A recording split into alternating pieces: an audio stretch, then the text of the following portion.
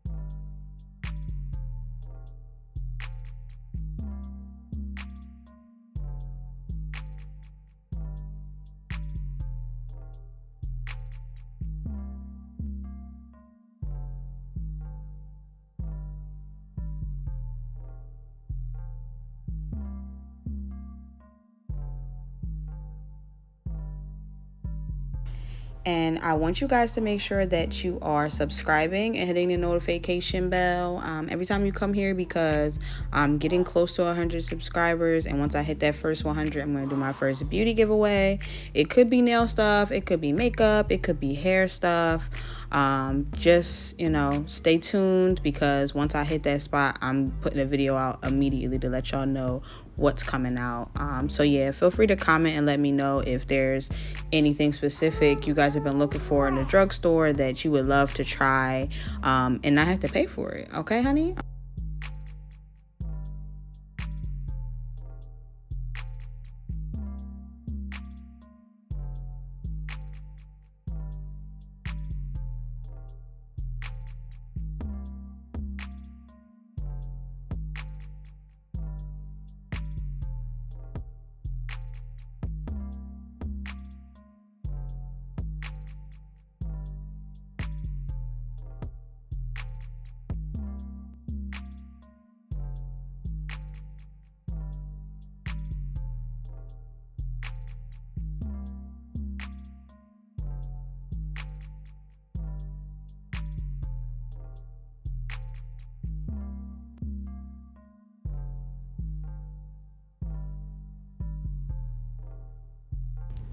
All right, so the other great thing about polygel compared to acrylic is that you do not have to use the drill. I repeat, you do not have to use the drill. Like, you can rub off the top tacky layer with the alcohol just like you do the base coat and just file them things down. Now, as long as you make them super thick or like bumpy, lumpy, you won't have as much work to do. Now, if you like them thick and they do have a little bumps to them when you first starting to do it, then yeah, go ahead and do your drill, but be very careful because it's a lot thinner than acrylic. So it could drill down so quick that it gets onto your natural nail very fast. So just make sure you be careful with that. But for these, I didn't mind just using the nail file because I didn't do them super long or anything. So it was a lot easier.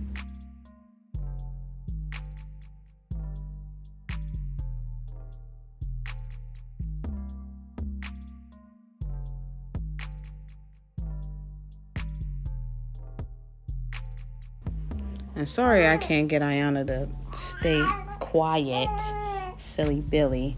But yeah, the other thing I wanted to let y'all know is you can use tips when you do this.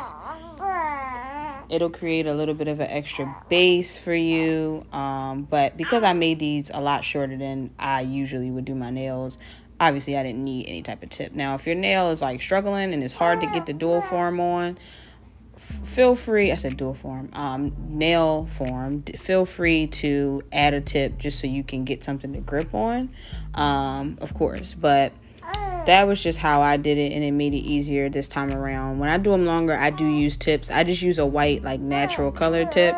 I would prefer to find some clear ones. I tried to get them on Amazon, and then my package got lost, of course. So stay tuned. I want to give making my own press-ons a try for the first time, and I wanted to record that, but that'll just be, you know, to be determined at this point, because I have to see if I can reorder or something. They gave me my money back, but I was really looking forward to getting that stuff, but whatever. So now I'm just making sure that they're all good. I'm going to go in and just wipe them off one more time because I didn't like having like the debris on there. Obviously, since we're getting ready to polish, we don't want anything to be on it. And then I'm going to go ahead and do my gel. Obviously, just like at the nail salon, don't put anything on your hands right after, well, right before you want to put polish on, because it's not going to go on as well. But I'm only doing like every other nail, the pink. I'm going to put that in the dryer, and then after that, I'm going to do the glitter. Now, this glitter is a glitter I've had forever, and just happened to say, oh, let me use it. It was the hardest to get onto my nail. Like most glitters, it might not take out a lot, but it takes out enough that you can get a full brush of it. This glitter, I had to fish it out. Like, it was so difficult to get enough glitter out to put on there. So in reality, I would have actually put more, but I just worked with what I could. And it ended up working out pretty good. It ended up looking all right. But when I tell you I was annoyed, it was what it was. So yeah, but you guys are going to see in a second me struggling to do it. And then after that, I'll be right back.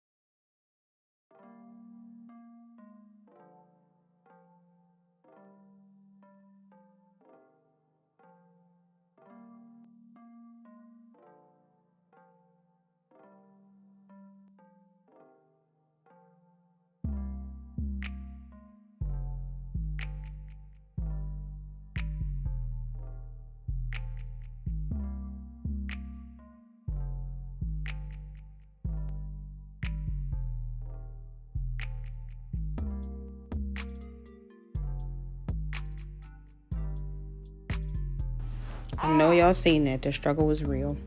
But yeah, then I go in and I do at least 3 coats when I do a gel color. They all pretty much come out looking like they're thin, and then when you put the top coat on, the color pops, you know. But this neon color, even with the 3 coats, looking at it naturally, it still honestly looks a little thin. So make sure you're, you know, really guesstimating the right way. When in doubt, just do another coat. Yes, you have to dry it again, but oh well, like, it's worth it in the end if your nails are gonna all look the same. That's all that matters. So yeah, I did this same color on my toes, and my toes, you can't even, you know, tell that it's not a lot of coats, but for my fingers, I guess it was a little different, but no biggie. I like to make sure that the glitter is dry. Obviously, that's regular polish. It's not gel, so you have to let that dry down. You can put gel top coat on glitter, but you have, well, not even glitter, but any regular polish, but you have to let it dry down completely before you do that, or it'll just be like that white polygel where the inside is wet and the outside is dry, and it's just gonna get messed up anyway. So just make sure you take your time and wait for it to dry anytime you want to use a regular polish and put gel top coat on it. And obviously you still have to cure it just like everything else. You can't just, you know, wing it and hope it's going to dry all the way, because it literally will take forever to dry if you just put it on top regularly. But yeah, so I'm just gonna go ahead and dry this, and pretty much that's the end of it, because after this I'm just going to do some cuticle oil, which is from Sally Hansen. My nail polish I use is Sally Hansen. The glitter is some old Urban Outfitters glitter that I happen to have, which is probably super sold out and it's terrible, so I wouldn't suggest anybody go buy it. But yeah, and then my gel top coat is Beatles brand. It was something that was suggested to me on Amazon.